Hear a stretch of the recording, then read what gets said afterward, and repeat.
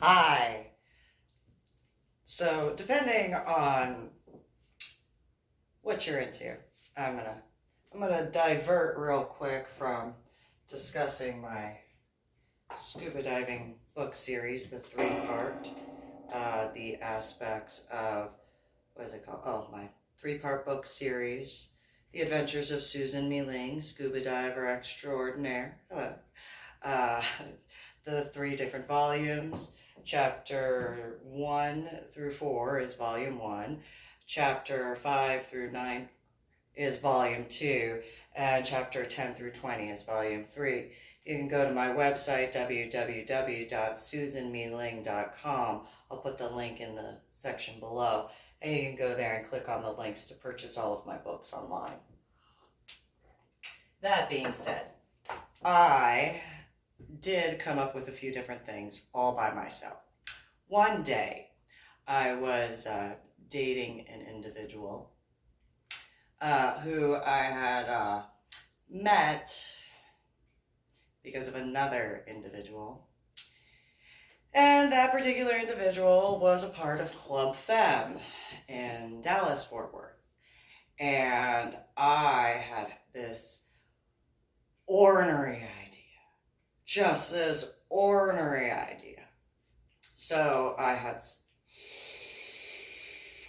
pulled Renee, or Maitresse Renee, aside in her house, or her and Jason's house, after getting there. And I went up to her and I was like, I have a phenomenal idea. And she goes, okay, what lady, Dori, Belle? Oh, yeah, I have a few nicknames. And I said, we should have a tea party. And she goes, what do you mean a tea party? I was like, a tea party, but in a different way. And she goes, okay. So we went outside to smoke. And I was like, I have just this idea that we can get all of the male submissives who are interested in it. And she goes, okay. I said, and get all of the female dominants who are interested in it. And she goes, okay. And I said, we can put the different male submissives in different sections around the house. And then the female dominants, they do what they're going to do.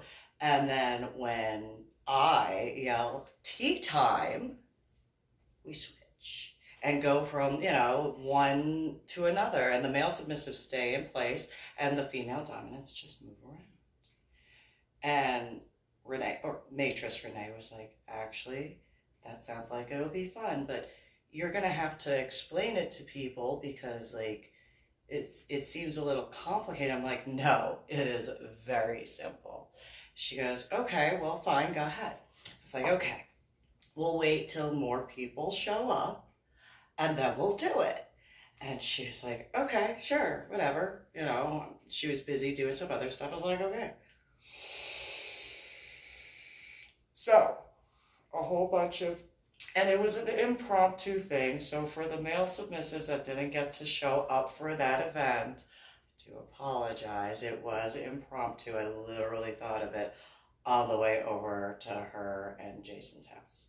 So, otherwise, if I had thought about it beforehand, I would have posted about it and been like, this is what I have in mind. Although I might have, I don't know. I know it was like a really last minute thought. So, get to the time in their house, and those who had been there know where the hanging box thing was, and there was a bathroom upstairs that had the stripper pole as a shower curtain holder thing. And so go and which is kind of funny because I had a pole like that in my house, but it was professional grade. But anyway, so I had gotten in front of the group and I was like, okay, you guys, all of you guys. And they're like, yes. I said, I have an idea. And the female dominants kind of had a clue because I had already told some of them. And I was like, so I have a game we can play. And the male submissives are like, what is this game? And I said, it's called tea time.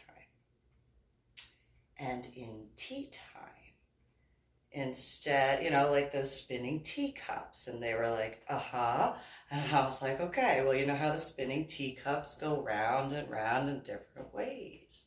And those male submissives were like, yes. And I said, so your heads are going to be spinning because while everything is going on that, you agree to, you'll be in the different sections and the female dominants will go from one to another, but it will only be when I say tea time.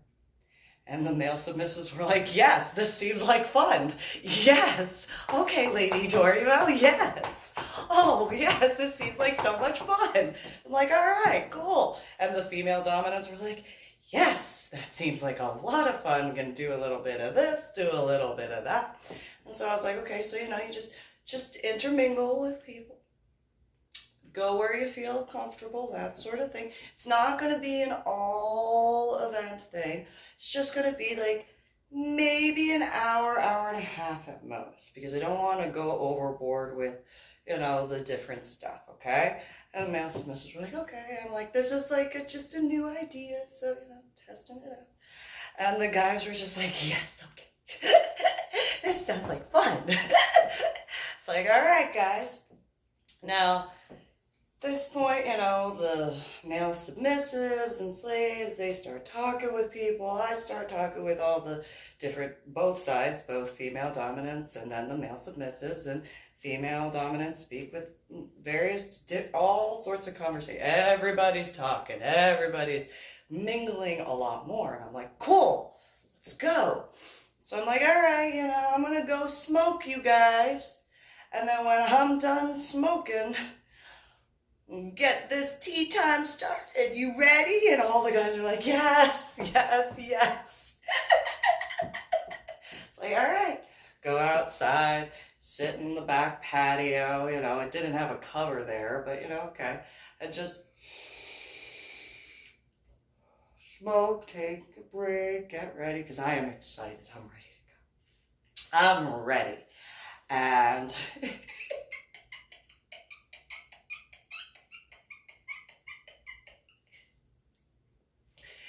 so, every male submissive slave that was interested, they just kind of go into position. I was like, all right, ready? And everybody's like, yes, yes, we're ready. Playtime. It's like, okay, tea time, ladies. And all of the female dominants start doing their thing. I do, obviously, doing my thing. And, tea time. And everybody switches around and, goes to the next one. And, on and on for about an hour, hour and a half.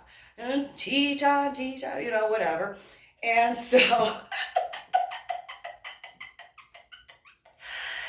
everybody had a lot of fun, and the various ones, it's like, hey, you guys okay? Went to the different male submissives, like, I know that it was a little bit much. I hope you guys had fun. And they're like, yes, we did. And up until I spoke with one guy. And I was actually really nervous about that one. So he comes up to me and he waited until like a few others went through and I spoke with them, and he comes up and he goes, Lady Dori, Belle, can I show you something? I'm like, yeah. Is everything okay? And he goes, yeah, I'm kind of concerned about something. I'm like, okay. What's that? He goes, well, Maitresse Renee says she doesn't have a first aid kit. I'm like, yeah, I've got one. I got one. Oh, I always carry one. What you need? What's wrong? And so he goes, okay, I know that you're in the Dominant Mentor program. At that time, I don't think I had graduated yet, or I was just about to graduate, one or the other. And he was like, so, I don't want to make a big deal out of it. It's like, okay, what's the problem? You know, like, you're asking for me to get my first aid kit out. So, like, you've already got me going, so what's going on? And he showed me his rib cage. And I was like, what happened? And instantly it's like, okay, I can only do so much stuff to make sure you're okay. I recommend, with whatever that is, that you go to see a doctor, because that is a very large gash of your skin missing. Very large gash. And so I said, I'll do what I can, you know, to make sure that, like, it gets taken care of and stuff like that. But, you know, while I do what I can do, tell me what happened. So I'm, you know, cleaning up his wound a bit and doing a few things. And he's stinging, it stung, you know, I mean, there was a gash in his flesh. So, you know, I'm cleaning it out with alcohol. And he's just kind of, it's like, yeah, I know it hurts, but, you know, it's gonna. You're missing a part of your flesh, you know? And so I was like, what happened? He said, well, Maitresse Renee was using a whip. And I was like, okay. How did that happen? And he said, well, she told me, meaning that male, that she had grown up on a farm. And I was like, yes, but using a whip on an actual animal is extremely different than using a whip on a human being. Like, she has to know that, being, like, professional and all. And he said, I don't think she does. I was like, well, that's like, that is something you're going to have to take up with her. Because you know I'm not a professional. I don't advertise at all like that. I'm into relationship, this, that, and the other. I have no problem with professional stuff. You know, obviously, if you're a professional dominatrix, you're obviously doing whatever. And she had done all sorts of, like, events and stuff like that where she promoted herself as the, what did she call herself? The Premier Dominatrix of Dallas, Fort Worth. And when she showed me that, I looked at her and I said, you might want to be careful. And she said, why? And I was like, that would mean that you are the first professional dominatrix, right? She said, yeah. I said, well, you're not. You're not the first professional dominatrix in Dallas, Fort Worth, are you? And she said, well, I'm gonna make myself at that. I looked at her, I said, you're gonna really piss off, like, a lot of the ones who were before you. And she was like, it doesn't matter to me what they think. I was like, you should be really careful. I don't think that you should call yourself the Premier Dominatrix of Dallas, Fort Worth. I think that whoever does that, which again, I have no problem with the profession, it's just not something I can personally do. But you really want to be careful, because DFW, that's like a big area. And I don't know who's a professional, what year they started, but you calling yourself that, and you not actually being the first professional dominatrix of the area. I mean, I don't know how that stuff works, but I would guesstimate that there would be some professionals that have been doing it a while that would be really, really upset with you for taking that title from them, because whoever the originators are in that area, I don't know who they are, but you might want to be careful, because that to me reminds me of stuff that I grew up seeing in New York City. when I would go and you don't use certain terms because like, there are professionals that have been out there a long time, longer than you have been alive, and are still doing it. And you taking that away from them, that's like, you might want to reconsider your title. And she looked at me and she was like, Lady Dori Belle, you don't know what you're talking about because you only see one side of things. And I was like, you can take that opinion of yours however you choose to. I don't know who's actually a professional as far as in the overall. You are claiming to be premier means first.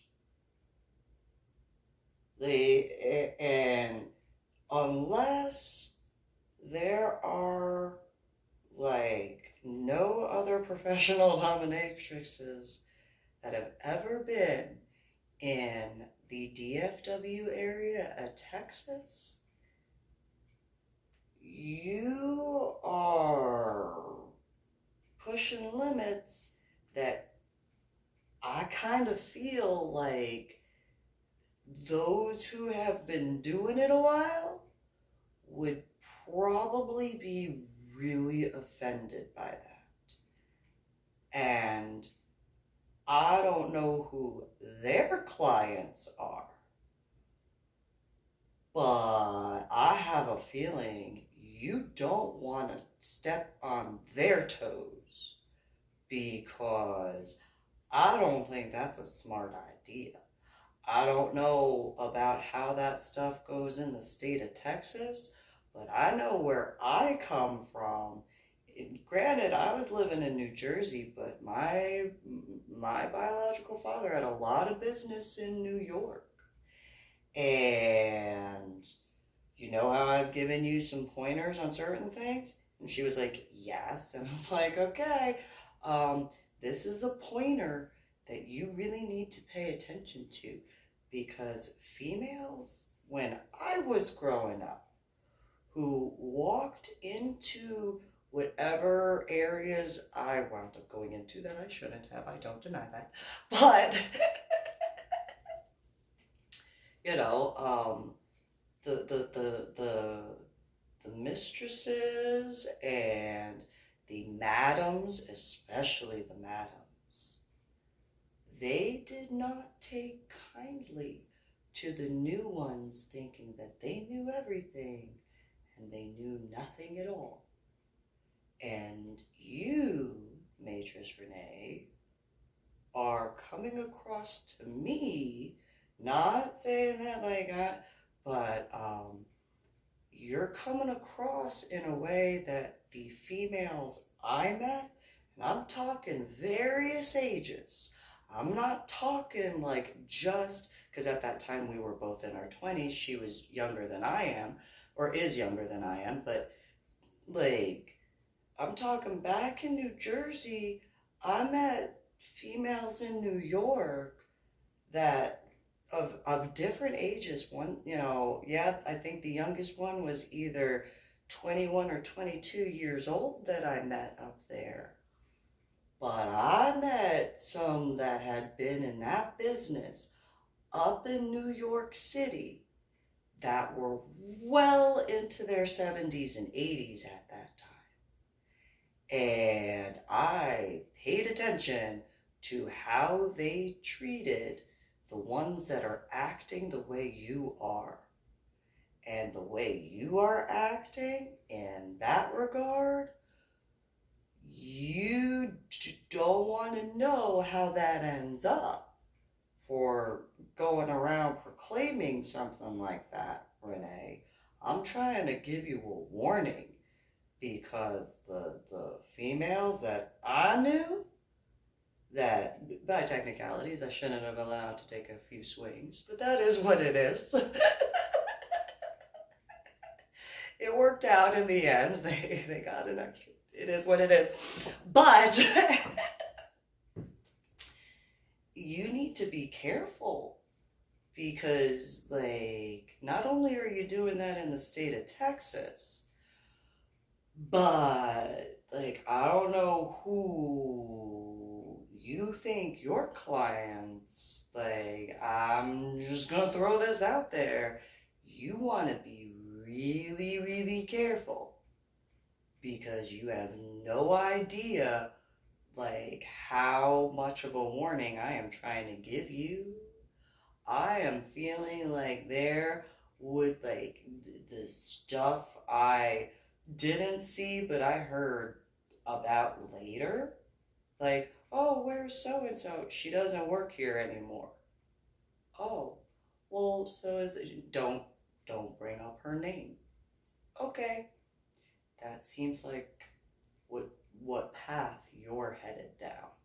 And so if you really want to be a professional dominatrix, Maitresse Renee, I recommend you recalibrate and reassess yourself, because to claim that you are a Premier Dominatrix for the entire DFW area, I don't know who does what. That is not my business.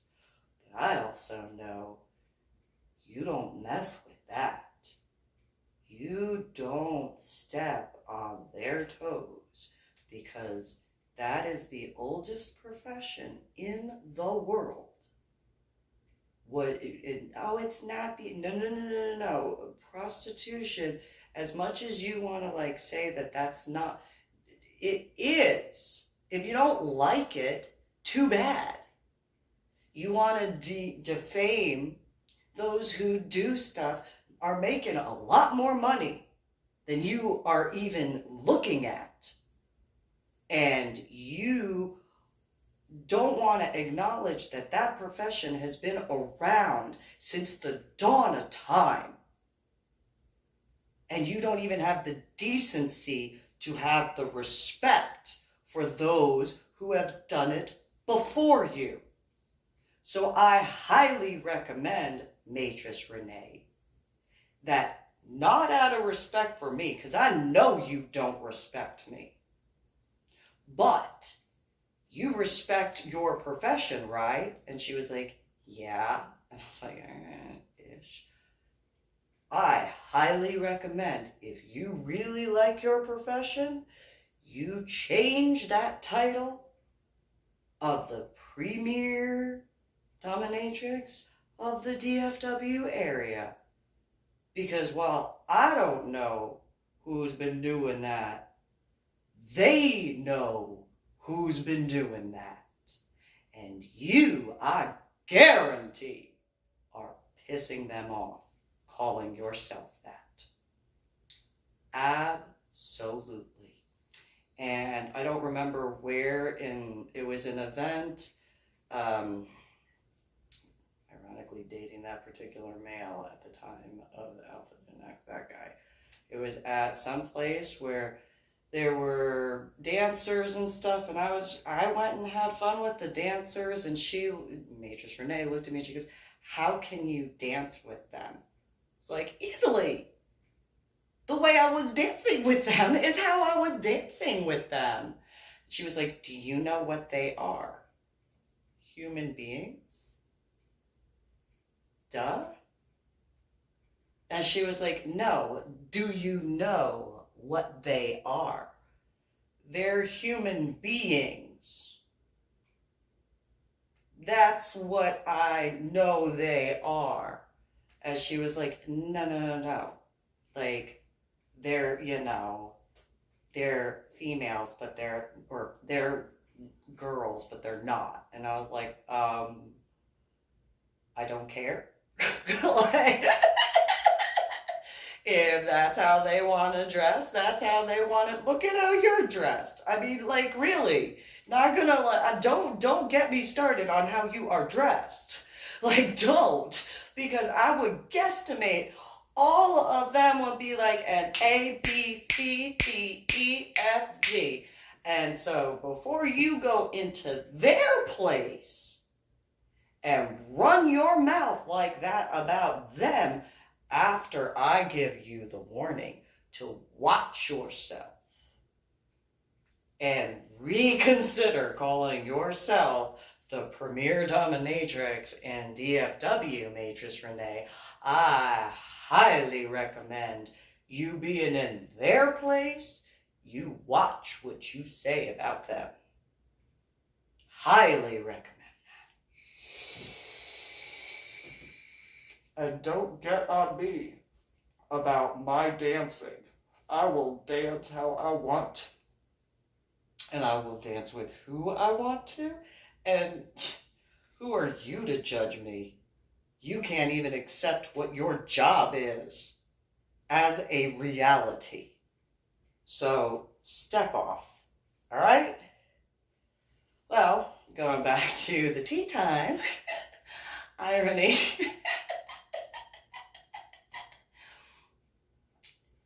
I took a look at his wound and I was like, first, I really recommend that you go and actually get medical attention. Because I don't know how she, meaning Maitresse Renee, does her tools. Was she using that whip on someone before you? And was she using that whip on someone after you? I don't know. But if she did not change the cracker, then she's like putting you at risk for a bloodborne pathogen. And I'm not trying to scare you. I'm just trying to give it to you straight so that way you can like make a decision for yourself. And he kind of looked at me and he's taller than me. And I was just like, I mean, I'm just giving you a heads up. What you choose to do is what you choose to do. I can only do so much to clean it out here. And I hope I clear it out completely. But it also doesn't change the fact that I think that you need to take a look at like an overall thing. And if you choose not to go to get at least like, I'm not saying go to the emergency room. If you feel that you should, then you should. But at least go and make a doctor's appointment just to make sure you're okay. Ask what she has done, like if she uses a UV light to sterilize it afterwards. If she, like for me, whenever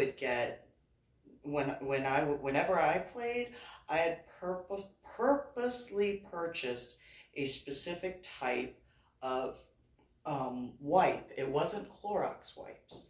It was a purple lid that killed every type of bacteria, even something that started with an M. And I was like, because I during the mentors program, starting in Austin during the boot camp thing, we went over all sorts of stuff so that way like we understood the various dominants. I was like, yeah, so I'm gonna go online and I'm gonna find something that kills like every bacteria ever, because no. And when I found one, whatever one it is, it has a purple lid and it's hospital grade, like hospital medical grade for like intensive care units, like that level of cleaning. And then after I did that, I UV'd the tools, and then I did another wipe down just to be on the safe side, because like I didn't ever want to be responsible for transmitting any type of disease like that, because I mean I did not want to cause anything like that. And so I had told that guy the procedure, the whole thing. He's the one who made my cane bag for me, for those who are in the lifestyle that would know that.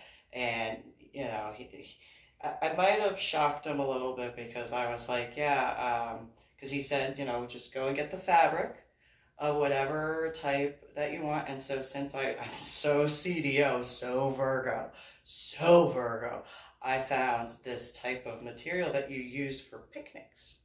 And I was like, here, that as the exterior, and then whatever I found for the interior.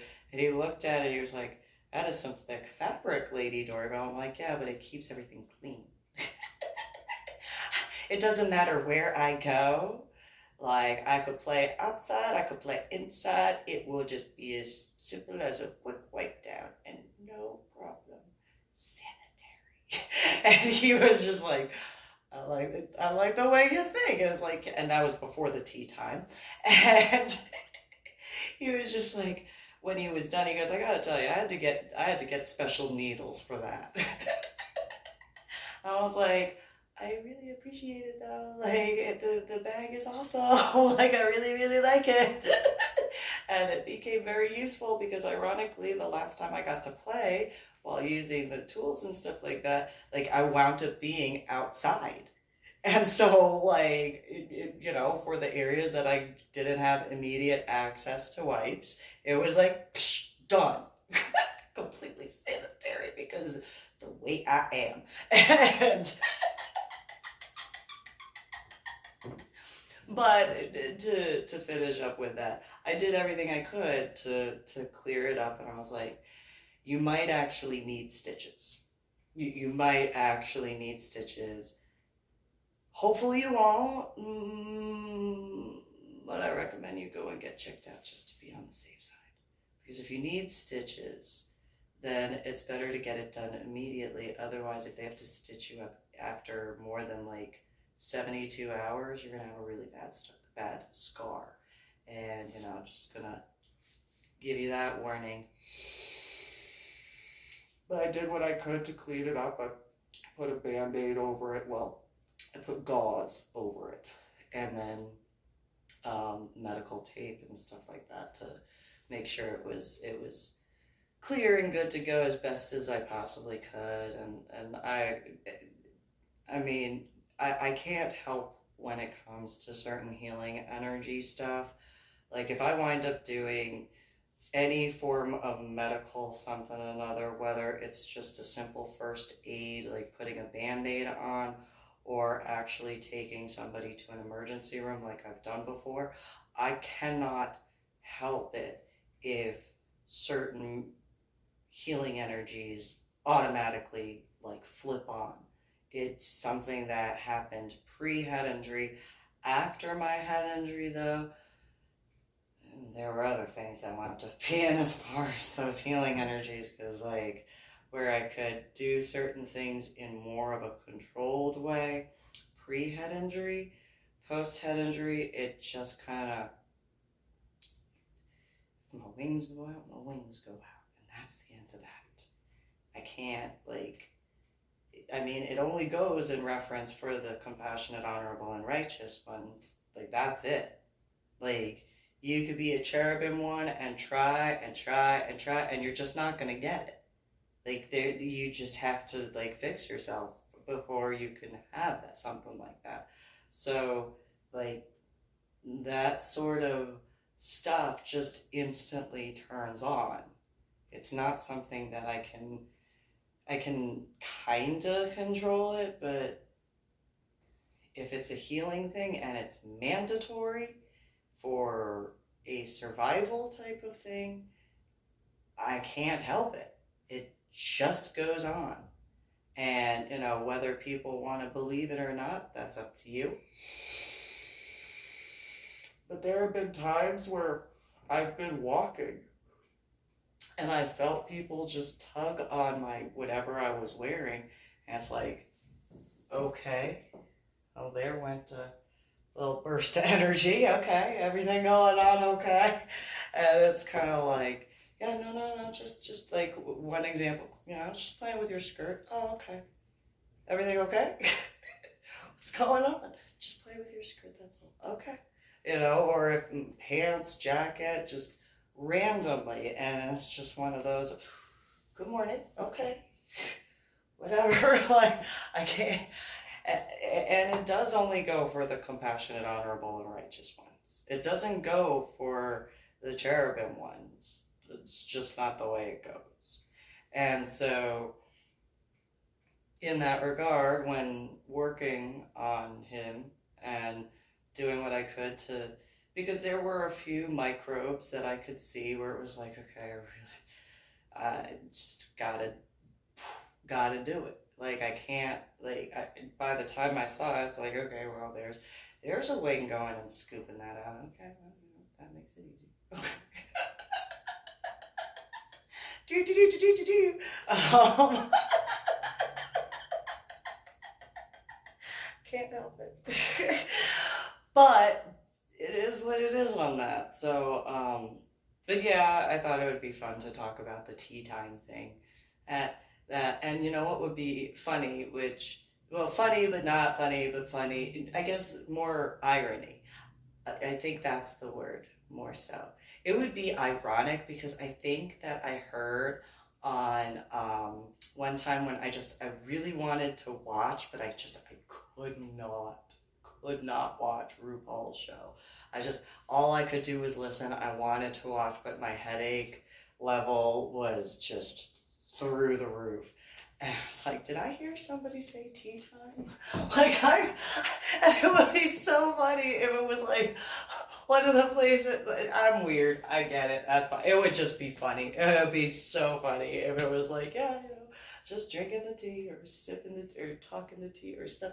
I don't remember what she said or what one of them said.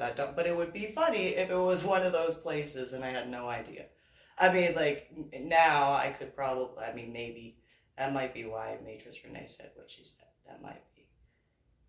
But either way, it didn't matter because I danced with them anyway, and I can't take my dancing back. I'm not gonna. You guys have a good one. Share and stuff. Oh, and subscribe to my channel.